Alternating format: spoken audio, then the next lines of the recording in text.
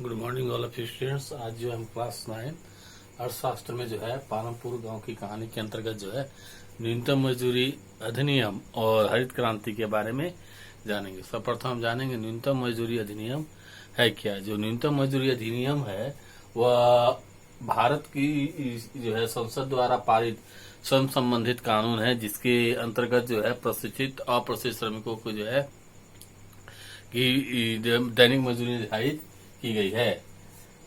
इसके अंतर्गत जो है केंद्र सरकार द्वारा जो है एक दिन की जो है परिश्रम की निर्धारित की गई है। इस जो है अपने पालमपुर की गांव कहानी में जो है एक उदाहरण दिया गया है न्यूनतम मजदूरी से संबंधित।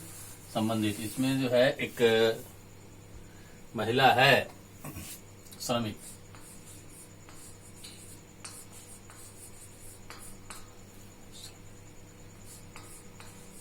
महिला श्रमिक है जो उत्पादन के कार्यों के लिए जो है बड़े श्रमिकों से ऋण लेती है। लेकिन जो ऋण लेती है बड़े श्रमिकों से, जो बड़े कृषक से जो ऋण लेती है, वह कृषि से ऋण देने से पूर्व जो है कुछ जो है उनके साथ जो अनुबंध निर्धारित करती है। जो अनुबंध जो निर्धारित उसके अंतर्गत पहला जो किया जाता है कि उत्पादन का जो महिला श्रमिक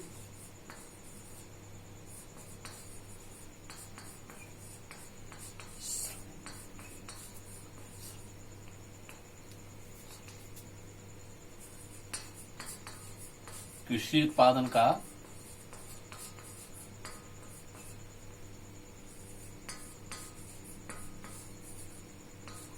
50% जो है वह बाजार से कम दरों पर उसे बेचेगी।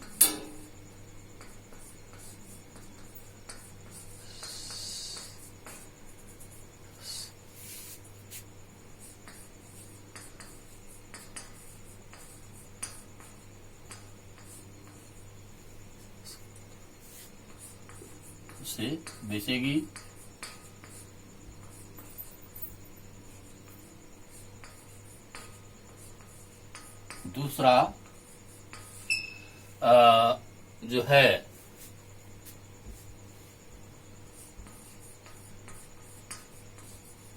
फसलों की कटाई एवं बुआई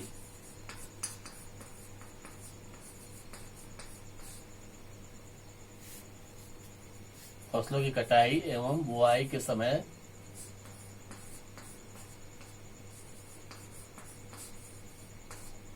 फसल कटाई एवं बोने के समय वह उसके खेत पर काम करेगी।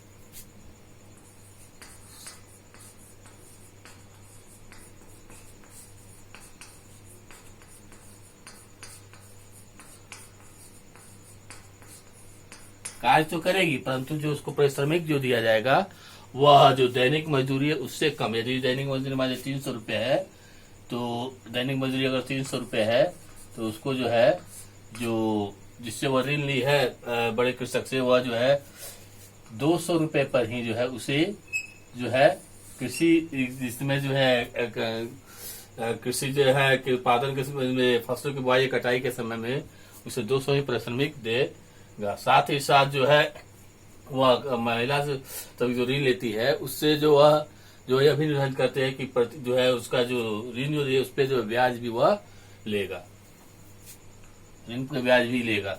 इस प्रकार हम देखते हैं कि जो न्यूनतम मजदूरी जो निर्धारित की गई केंद्र सरकार द्वारा दैनिक मजदूरी जो निर्धारित की गई है उसका जो पालन नहीं होता है, क्योंकि जो है श्रम से संबंधित कार्यों के लिए जो है भारत बड़े पैमाने प्रतियोगिता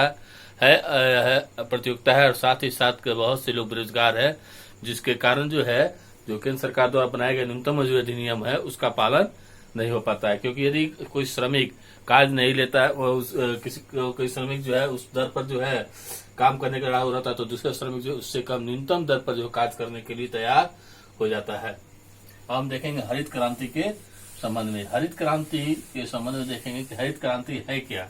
जो हरित क्रांति जो है 1940 के 60 के दशकों में जो है विश्व के विभिन्न देशों में कृषि के उत्पादन बढ़ाने के लिए जो है आधुनिक तकनीकों का प्रयोग किया गया, जिसको हम लोग हरित क्रांति कहते हैं। हरित क्रांति जो है 1960 के आसपास जो है कृषि क्षेत्र में आए सुधार को भी जो हम लोग कह सकते हैं कि हरित क्रांति कहते हैं। 1960 के दशक में जो है भारत में जो है खाद्यान्न के उत्पादन में बड़े पैमाने पर कमी आने लगी थी। जिस रफ्तार से जनसंख्या बढ़ी उस रफ्तार से जो है खाद्यान्न का उत्पादन नहीं बढ़ रहा था। साथ ही साथ जो है 1960 से 70 के बीच जो है भारत को दो युद्ध भी झेलने पड़े, जिसके कारण जो है खाद्यान्न के उत्पादन में भी जो है उसका प्रभाव देखने को नजर आया। भारत में हरित क्रांति की शुरुआत जो है 1967 से 68 में प्रारंभ करने का श्रेय जो है नोबेल पुरस्कार विजेता प्रोफेसर नॉर्मन बोरलॉग को जाता है, लेकिन भारत में एम.एस. स्वामीनाथन जो है इसके जनक माने जाते हैं। जो भारत में हरित क्रांति का जो सबसे बड़ा प्रभाव देखा गया वो कृषि के उत्पादन में जो है कई लाखों गुना वृद्धि हुई। लेकिन जो हरित क्रांति का जो है हरित क्रांति के कारण जो कृषि के उत्पादन में जो वृद्धि हुई वह केवल गेहूं के उत्पादन में ही वृद्धि हुई, अन्य में जो है फसलों के उत्पादन में कोई वृद्धि नहीं हुई। जो हरित क्रांति के कारण जो है भारत खाद्यान्न के उत्पादन में जो है वह आत्मनिर्भर भी हो सका। परंतु जो है इस हरित क्रांति के बहुत से लोग जो है इसकी आलोचना भी करते हैं। कुछ लोग जो है इसके लाभ को भी गिनाते हैं, तो कुछ लोग जो है इनके दोष को भी देखते हैं। हम जो है इस टॉपिक में देखेंगे अगले टॉपिक में कि हरित क्रांति का कौन कौन सा हरित क्रांति के क्या लाभ हुए और उसके क्या दोष भी।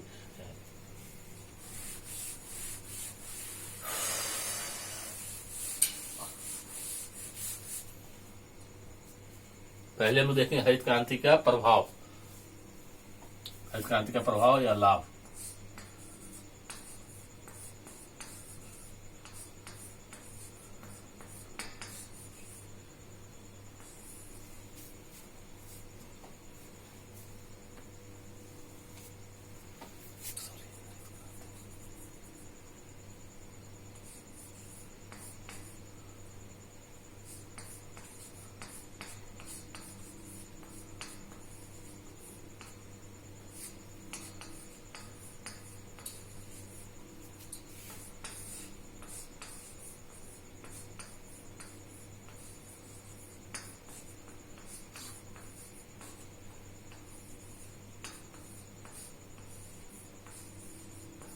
पहला जो है फसलों के उत्पादन में कई गुना वृद्धि हुई।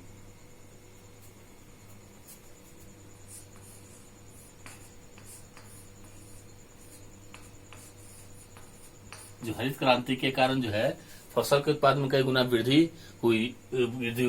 जो सबसे ज्यादा जो वृद्धि हुआ गेहूं के उत्पादन में। गेहूं के उत्पादन में जो है भारत जो है वह जो है आत्मनिर्भर हो सका। दूसरा, किसानों की आय में भी वृद्धि हुई।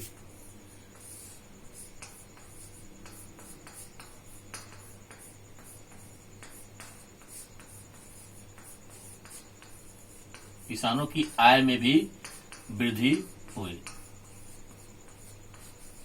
जो हरित क्रांति के कारण जो है उत्पादन बढ़ने के साथ साथ जो किसान है उनको फसल का जो है उचित मूल्य मिला, जिससे उनकी आय में भी वृद्धि हुई।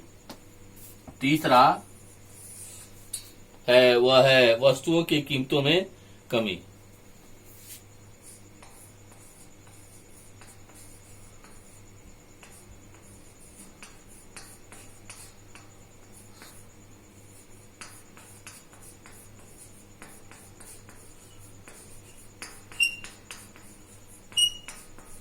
जो हरित क्रांति के कारण जो है वस्तुओं की कीमतों में भी कमी आई। जो हरित क्रांति के कारण जो खाद्यान्न के अभाव के कारण जो थी जो वस्तुएं की जो कीमतें काफी जो है बड़े पैमाने पर थी, जो अत्यधिक थी जिससे जो है लोग जो है बाहर के लोग खरीद नहीं पाते थे खाद्यान्न को। लेकिन जब हरित क्रांति हुई तो उसके कारण जो है कीमतों में जो है कमी आई। चौथा,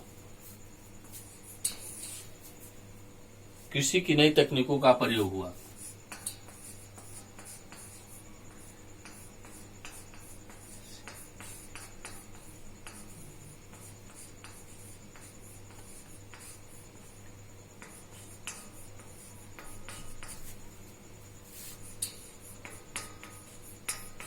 जो हरित क्रांति के अंतर्गत जो है कृषि में नई तकनीकों का प्रयोग हुआ। इससे पहले जो है कृषि तो होती थी लेकिन वह जो है परंपरागत रूप से होती थी। इसके लिए हल जो है का बैल का प्रयोग किया जाते थे। परंपरागत तरीके से जो है नहरें भी थी, लेकिन जो हरित क्रांति के कारण जो है नई तकनीकें आई। हार्वेस्ट मशीन से लेकर फसलों की कटाई से लेकर बुआई तक जो है नई तकनीकों का प्रयोग हुआ, जिससे कृषि के उत्पादन में वृद्धि हुई। साथ ही साथ HYV भी जो है बीजों का ही प्रयोग हुआ, जो अत्यधिक उत्पत्ति हुआ। HYV का जो है high varieties, high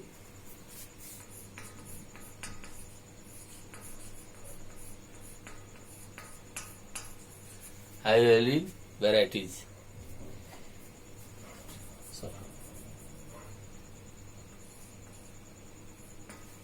high varieties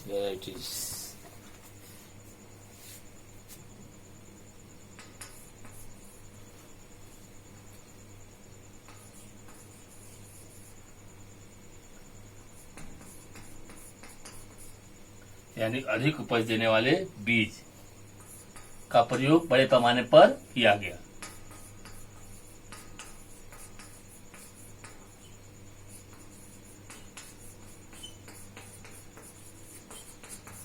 नए वाले बीज का बड़े पैमाने पर प्रयोग किया गया, जिसके कारण जो है कृषि के जो उत्पादन में जो है कई गुना वृद्धि हुई और भारत आत्मनिर्भर भी हुआ। अब हम देखेंगे हरित क्रांति के का जो है क्या जो है हरित क्रांति की से हानि क्या हुई या हरित क्रांति के दोष क्या हुए।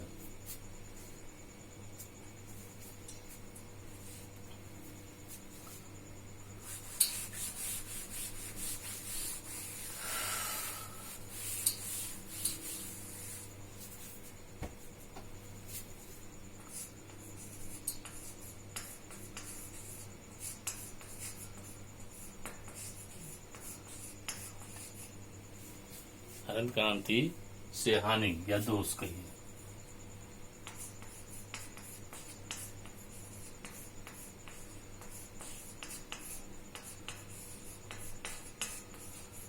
जो हरित क्रांति से जो है कई जो है हानियां भी हुई। पहला जो हानियां हुई वह है केवल गेहूं और चावल के उत्पादन में ही वृद्धि हुआ।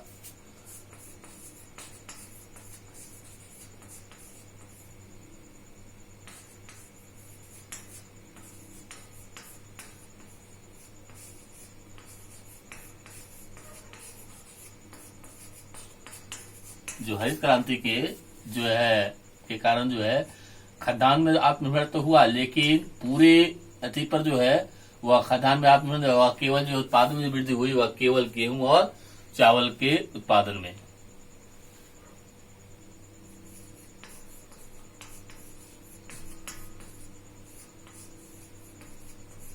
दूसरा जो है वह भारत में कुछ ही क्षेत्रों पर भी इसका प्रभाव जो है हरित क्रांति का प्रभाव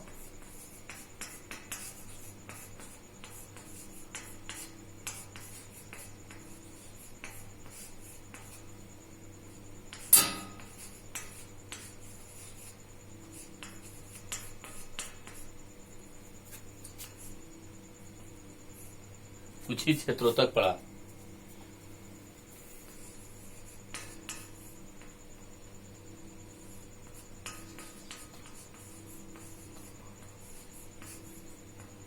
माना जाता है कि जो हरित क्रांति का जो प्रभाव है वो कुछ ही क्षेत्रों तक पड़ा। जो ज्यादा पर प्रभाव पड़ा वो पंजाब और यूपी और हरियाणा, इन तीन राज्यों में ज्यादा प्रभाव पड़ा, क्योंकि जो इन तीन राज्यों में जो थे वह जो है बड़े कृषक थे जो आर्थिक रूप से संपन्न थे, जो हरित क्रांति में नई तकनीकों का प्रयोग करने में जो है वह सफल थे। उन्होंने जो है हरित क्रांति जो है अपने खेत में जो है नई तकनीकों का प्रयोग किया, HYV का प्रयोग किया जो काफी जो है महंगा था। साथ ही साथ जो है उन्होंने जो है नई तकनीकों के लिए ट्रैक्टर, हार्डवेयर मशीन कई जो कई प्रकार तकनीकों का प्रयोग किया करने के लिए उसके पास पर्याप्त जो है धन थे, जिसके कारण जो है वहां अपने खेत में वो उनके उत्पादन में वृद्धि हुई। लेकिन जो अन्य क्षेत्र थे वहाँ जो कृषक जो थे वह आर्थिक रूप से संपन्न नहीं थे, उनके पास उतना धन नहीं था कि वह उत्पादन में नई तकनीकों का प्रयोग कर सके। वह दूसरे पर निर्भर थे, जिसके कारण उन्होंने जो अपने खेत में उत्पादन में नई तकनीकों का प्रयोग नहीं किया। इसलिए हम कह सकते हैं जो हरित क्रांति का प्रभाव जो था वह जो है कुछ जो है क्षेत्रों पर पड़ा। तीसरा, भूमि की उपजाऊ क्षमता में कमी आई। हरित क्रांति के कारण जो है भूमि के उपजाऊ क्षमता में भी कमी आई।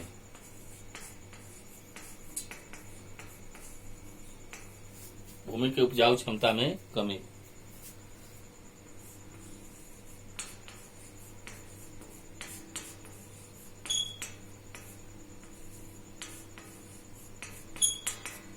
जो हरित क्रांति के कारण जो है बड़े पैमाने पर कीटनाशक जो है दवाइयों का प्रयोग किया। खेत में जो है बड़े पैमाने पर जो है किसानों द्वारा जो है कीटनाशक दवाइयों का छिड़काव किया गया। इससे भूमि की उर्वरा शक्ति तो कुछ समय के लिए बढ़ी, लेकिन बाद में धीरे धीरे उर्वरा शक्ति जो उसकी कम होते चली गई, जिससे हम कह सकते हैं कि भूमि की जो हरित क्रांति के कारण जो है भूमि की उपजाऊ क्षमता में जो है कमी आई।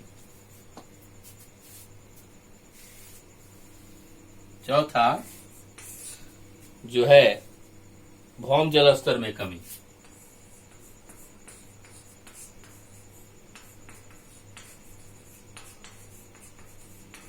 भौम जल स्तर में कमी हरित क्रांति का एक यह भी प्रभाव देखो जो है दोस्त देखने को मिला कि जो हरित क्रांति के कारण जो है जो नई तकनीक का प्रयोग हुआ उसमें जो है किसानों द्वारा सिंचाई के लिए सिंचाई के लिए जो है नई तकनीकों द्वारा जो है बड़े पैमाने से भूमि से जल निकालेंगे, जिससे में जो है भौम जल स्तर में कमी आई। यदि जो जल वाटर जो लेवल जो था उसमें कमी आने मिली। जो ट्यूबवेल थे या जो मशीनों द्वारा जो पानी निकालकर खेतों की सिंचाई की गई उसमें जो है काफी गहराई तक पाइप डाला जाता, जिससे भौम जल स्तर में कमी आई।